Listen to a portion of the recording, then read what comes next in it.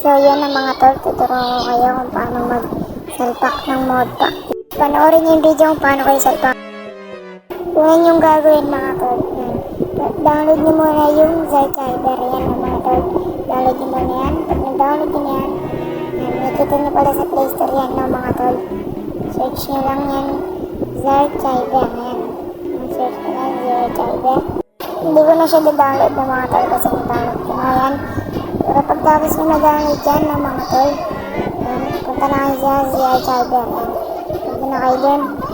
Tapos download nyo muna pala yung link ko sa comment section. Download nyo muna yung link.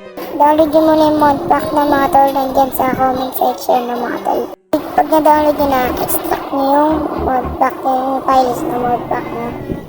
Yan, i-extract nyo lang yan ng mga tol yung kulay blue. Pagtapos nyo na ma-extract, may makikita kayong ganyan. Yung modpack V2 for low and high device. Yan, open nyo lang yan. Tapos yung copy nyo yung player mga tol. Yan, copy nyo yan. Yan, yung kulay blue. Copy nyo yan mga tol. Long press lang, tapos copy. Yan, long press, copy. Back, tapos back. Tapos dyan yung ika-copy sa home. Sa mismong home na mga tol. Hindi ko na siya ipipaste kasi na-paste ko na siya. Yan. Pagtapos nyo mga copy yun, punta kayong Unisant na mga tol. Yan, Unisant, tapos files, patay files.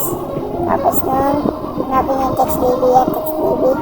Yan yung mga re-rename niya tol, yung apat na yan. Tignan. GK3, INT, mobile, tapos PXD. Rename nyo lang yan ng mga tol. Kung Power BR nga pala kayo, PBR ilagay niya. Pag Adreno, ETC. Pag Mali, TXD no mga tol. Yun na nalagay.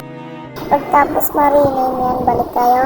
Balik nyo lang, back na kayo, back. Ayun yung mga i-rename nyo yan, back kayo, back. Back lang kayo mga tol.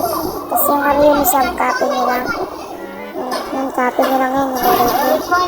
Tapos,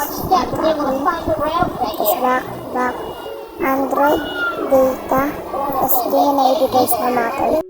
Tapos na ma-paste na mga tol, doon na lang kadali. Yan, pwede na nagkaroon mga tol.